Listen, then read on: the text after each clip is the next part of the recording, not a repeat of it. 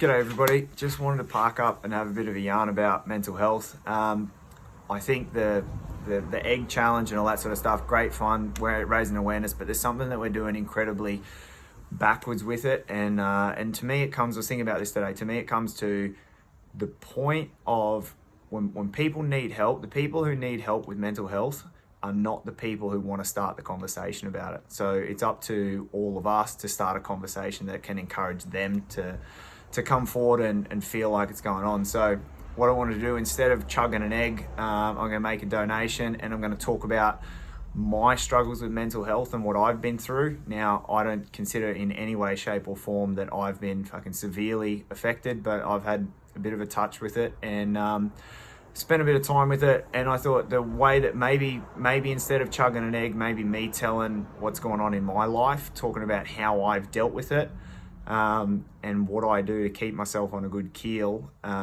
might be more beneficial than doing that. So want to say thanks to Tony. A bit of a raw chat last night really inspired this and made me think that this would be a good thing to do. I'm going to tag a few people here and hopefully get a bit of a nomination sort of thing going on. If you can spend 2 minutes, and I'm going to use a hashtag, let's talk about it, but spend 2 minutes and describe how it's affected you. Either how it's affected you and what's happened, or how you deal with it in a positive way to keep yourself moving and shaking and doing with it well. So I'm going to do a bit longer one and talk about both sides of that coin, for how it's affected me, what I went through, where I was at, and what do I do, and the lessons that I've learned, and how do I, on a day-to-day, what are the simple things that I just check in with to make sure that that works for me and that I'm keeping myself in a good space, because I'm certainly familiar with the concept of some head noise and have been in some shit-house places myself. So quick backstory for anybody who doesn't know, sort of came out of school thinking I was going to be a professional athlete playing in the NRL.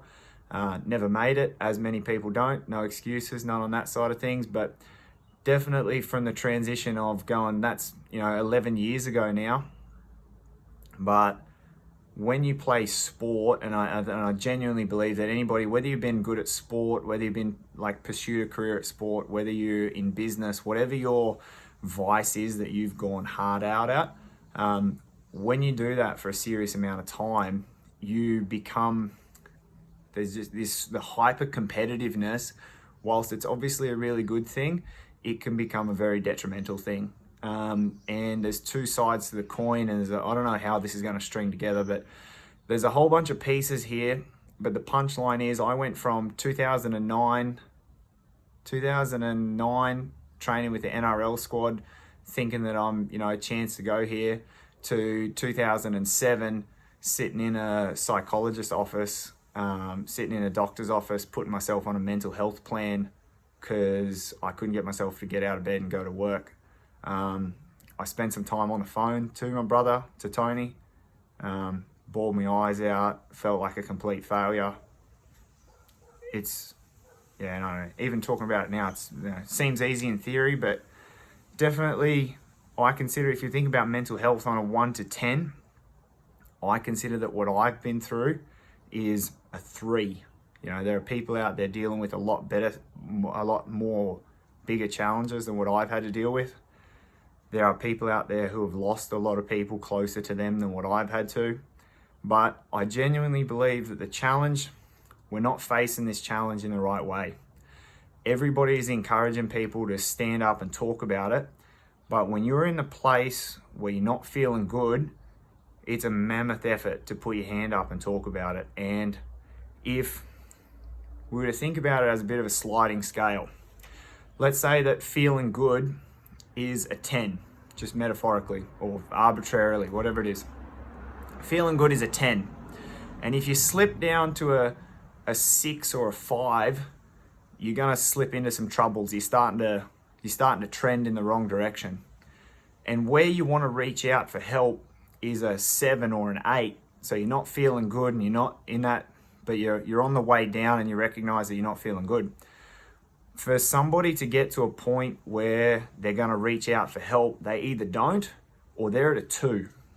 So What I want this whole let's talk about it is for the people who are at a 7 or an 8 or a 10 or a 6 to talk about what they're doing, how it works, how it's affected them. The challenges for me, and the one thing, if you take nothing else from this, it's great to have your mates. It is absolutely imperative. I've been very, very lucky. I've got a great circle of friends. I've got a great family.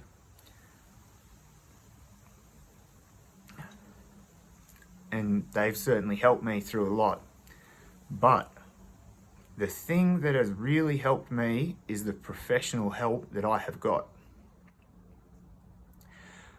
A Z-grade counsellor has got a skill set to help you deal with what's going on that your friends and family just don't have. I haven't done a lot of counselling, and I haven't done a lot of psychology work and that type of thing, but I've been to a bit of it, probably about 8 or 10 sessions over the years, and it's been the best money that I've ever spent. Helped me deal with and understand what was going on in my own head. And despite the fact that I'm a bit shaky right now, it's weird talking about it, but I genuinely feel right now I'm in as good a place as I've been in for a very, very long time, and I'm actually real happy with life. So it's weird that this is coming out like this, but it is. I've got a great girlfriend. I've got a great job. I've got a little bit of money in the bank. I'm pulling myself out of the debt that I got into. I'm eating healthier. I'm doing a lot of better things now than I was at a point in 2017, which was a pretty low point for me. One of the big things that caused me to slip so bad is this concept that all or nothing.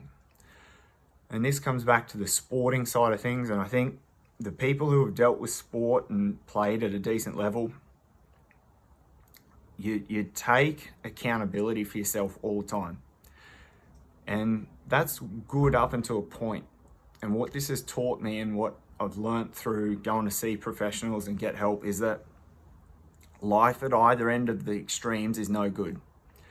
If you're somebody who doesn't take accountability for yourself and nothing is your fault and that's really dangerous. But when you're somebody who takes accountability for everything and everything is your fault, then that can be just as damaging. And for me, there was a few things. So I'm naturally geared a little bit like that, where everything's my fault, and then you also don't take credit for the good stuff. You share the good credit. When the team wins, it's a team effort. When things fuck up, it's your fault personally. What could I have done better? And there was at that period of time, I had just gone into a place where I put too many of my eggs in one basket. Your life is never one thing. Your life is different aspects. I had put all of my aspects, forgotten about all of those, and I was very, very worried about or focused on my career. And if my career was going well, and when I mean career in terms of a day or a week, if I was having a good day or a week at work, then life was good.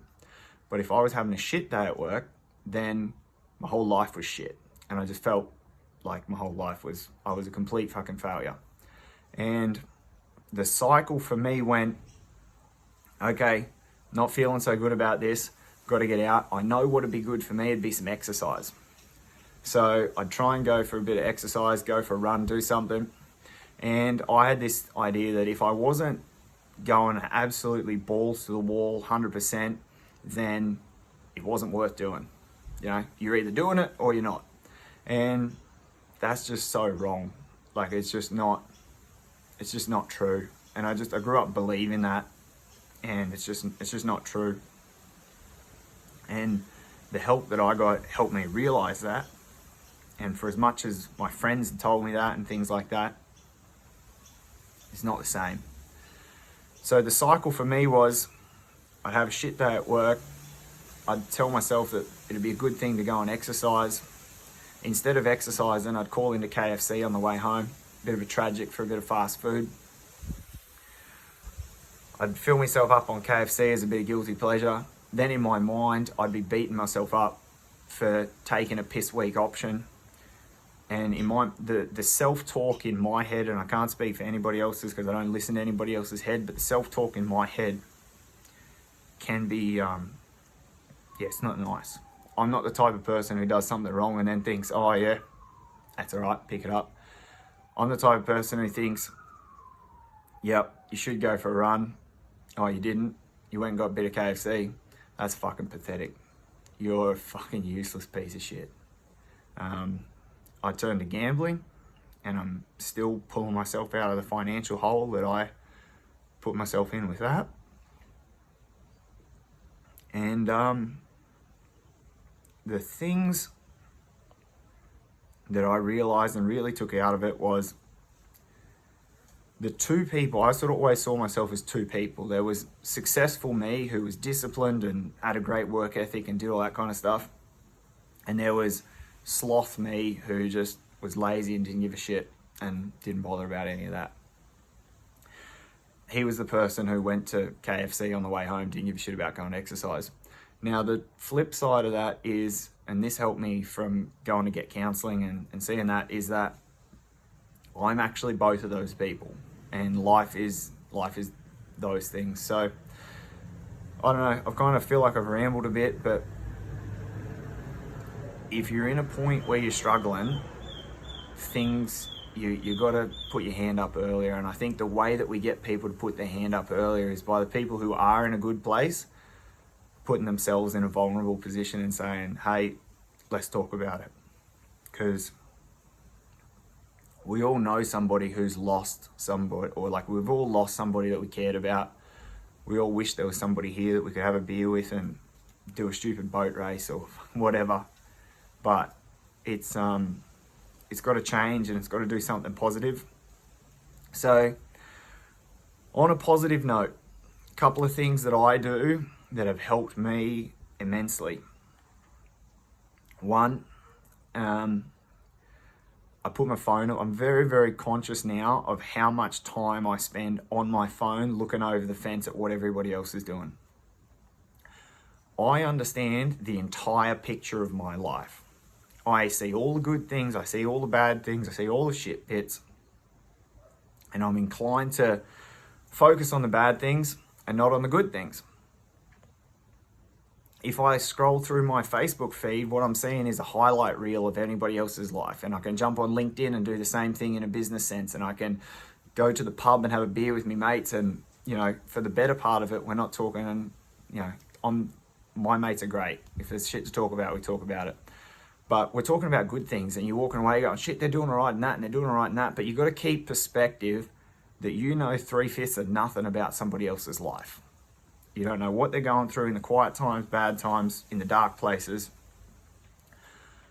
So that's something, and I'm very mindful of, is what I feed myself, what I call feed myself. So don't put myself in situations where I'm spending a lot of time on social media. Limit that. One of the absolute best things that I've done, and I only started that this year, but 4 or 5 months in now, don't take my phone to the bedroom. Before I go to bed, I leave my phone. If I want to have a scroll through my socials or whatever, I leave my phone outside my room. And when I go to bed, I'm either having a conversation with my girlfriend or I'm reading my book, or both. But that phone is gone. I'm sleeping better, I'm sleeping healthier. If when I was in a bad place, I was binge watching TV until all hours of the morning on my phone, like telling myself that I couldn't sleep, and what I really needed to do was just check out from that shit. The second piece that's really helped me, that's come from professionals, is understanding that life at the extremes is not true. The opposite of happy is not sad. The opposite of love is not hate. The opposite of those things is neutrality. There's in the middle. We have this, and social media reinforces this bullshit all the time, that you got to be happy, you got to be this, you got to be that, chase your dreams, fucking all that bullshit. There's a lot of time in life where you're not happy, but you're not sad. And that's okay. You don't have to be. What happens when we think about this, and I was guilty of this, I was thinking, fucking, if happy's 10 and sad's 0, if I'm not at 8, then I'm fucking miserable.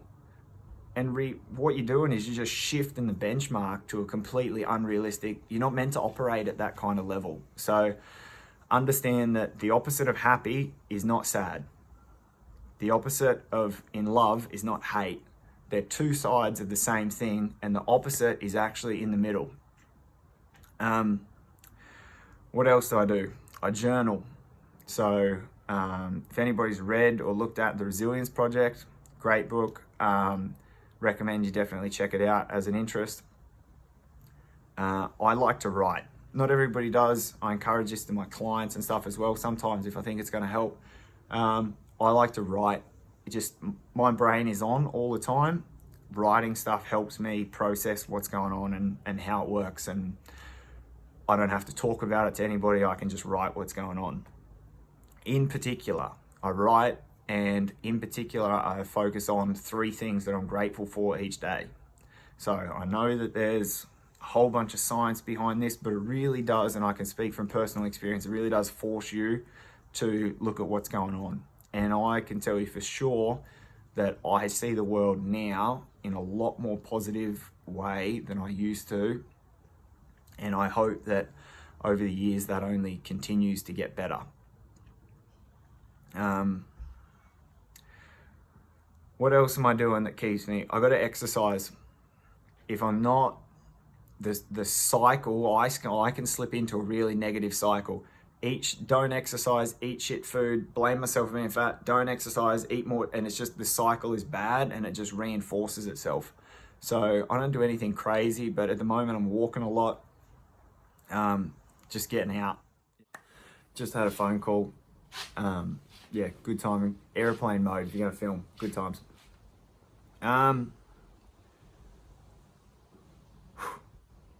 Emily will love this. Great thing for me, having a dog. Never thought I wanted a dog. Really enjoy taking a dog for a walk. He's always bloody happy to see ya. That's a good thing. That's been a good thing. Understanding that I am both sides of the people in my head. I put myself up on this, in my own mind, I put myself up on this pedestal that all of the good things I done were who I am and who I wanted to be. And all of the shit things that I've ever done are this other person that's not me, that's kind of fucking there, but just invading. At the end of the day, I'm both of those people. I've done some great things. I've done some fantastic things. I've been a great friend. I've been a shit friend. I have, I've done some amazing things athletically. I've done some miserable things athletically. I have eaten and lived a very healthy life. I have been fat shit. I've been a great boyfriend. I've been a shitty boyfriend. Like, at the end of the day, I'm both ends of that side, and that to me, combined with understanding that life is not either end. You're not all at one end or all at the other. You're fluctuating on that side of things. The 100%, the biggest thing for me has been learning to just let go and forgive myself for the shit that I've messed up, which is easier said than done.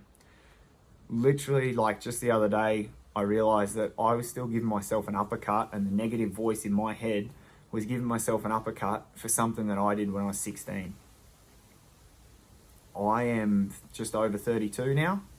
That's half my life away, yet the voice in my head is still giving me shit, dragging that up from 16 years ago. What the fuck? Like, at some point, and I literally just, like, I'm in a good enough place now that I can just be like, you gotta forgive yourself for the shit that you've messed up. It's bad. We all make mistakes. There's definitely, I'm well aware that I've done many more good things in my life than bad things. It's just the overemphasize on the bad things that we get bogged in. So be kind to yourself. It was a massive piece that I took out of Tony's bit of a speech the other day. Be kind to yourself. It's not It's not easy some days. It's easy to see all the bad stuff that you're doing, but you're doing good things. Don't bin yourself into one particular area. There's a trigger for me. I mentioned when I was in a bad place, all my life revolved around one area of my life. And you think about your life, right? You've got multiple areas. You got your friends, your family, your relationship, your health, your diet, your career, your personal development, your physical fitness. There's 8 off the top of my head. In any one of those areas, you can be doing really well, and in another one, you can be doing really miserably. You can have a really successful career and a miserable relationship. You can have a really successful relationship, miserable personal health. Your life is a collection of those things. This was one of the big things that I took out of going to seek some professional help, is understanding that my life is not just any one of those things. My life is all of those things averaged out. And that sounds stupid to say it because, you think duh. But I didn't. I was in a bad place and I didn't see that. I just saw one thing was shit, my whole life sucks. So yeah, be kind to yourself. I can't emphasize that enough. It's hard some days, it's harder some days than other days, but you gotta, the thought, and as a takeaway, is something that I do now is when I catch myself in that negative cycle of shit, you're a dickhead, these are shit, this is fucked, things are fucked, I that's my cue for me to say, well, is everything shit or is it just one particular area? And I sort of run myself through all my areas and I think, oh shit, well actually, yeah, no, the business is pretty hard at the moment, but these things are going really well. And on the whole, yeah, things are pretty good. It's not about looking at, oh, there's people worse off than me, because wherever you are in your life, forever in your life, there will be people worse off than you and there will be people better off than you. It's about appreciating what you got, and the gratuity and the journaling is something that I've found has been massively helpful for me with that. It's funny the things that you get. When I was in a bad place, the hardest thing about going to get help was going to see the GP. I went to see the GP and got myself on a mental health plan, and that transition into the GP, sitting there in the office, getting the questions asked, like, that was brutal. It really hammers home that you're in a place that you need help. But getting through that and getting into the psychologist, she got me onto the mindfulness app, and my target was 3 minutes. I had to listen to 3 minutes for the mindfulness app. Couldn't do it. First week, couldn't do it. Got it out the second week, and one of the first things that I got out of it was, it talks about your thoughts are like traffic. There's always thoughts. If you stand on the side of a busy highway, there's always traffic. Whenever you stand beside and back from the highway, no dramas. You can watch them go all the time. Whenever you get out and start trying to stop the traffic, then that's when the dramas happen. And that just, if I got nothing else out of that, that would be my piece to take away from it, is that has helped me. Oh, can't even describe. I used to beat myself up for the thoughts, and understanding and realizing that the thoughts are not the actions, and no matter how fucked up the thoughts might be, they're just thoughts. Stand back from them. Let that shit go away. You're on the side of the road. They'll come, they'll go. Can't control them. Get out of it. So yeah, I don't know. I hope there's something there for somebody.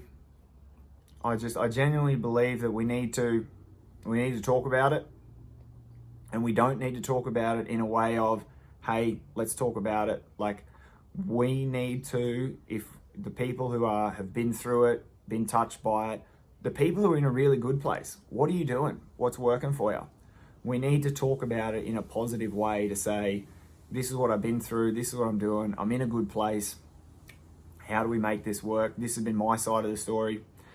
So yeah, we're gonna wrap it up with that. But massive thanks to Tony, massive thanks to Bonnie, to Adam, to Emily, mum and dad in particular. Those people have been just a wall of support that is just epic for me. And I'm going to tag a bunch of people in this. We'll get into it, see if anybody wants to take a move on it. But it's okay. Talk about it. Put it out in the world.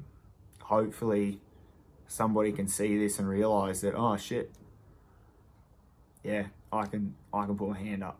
So we need to start capturing the conversation on the way down with people and encouraging the conversation when they're slipping, not when they're at the bottom. Yeah, I'm gonna make my donation to a group called the Counselling Men Project. It's a service here in Brisbane where if you're on the edge and you're in dramas, you can go and get help with a licensed counsellor. It's free. It's donations only. So that's where I'm going to be making my donation to. I always throw a bit to Kelly Burns, who's sister of Sean, who's doing some great things in his memory. Somebody close to me that I lost, or we all lost a few years back. Yeah, anyway, get amongst the guys. I don't need to be downer on your Friday, but let's get it out there. Let's start talking about it.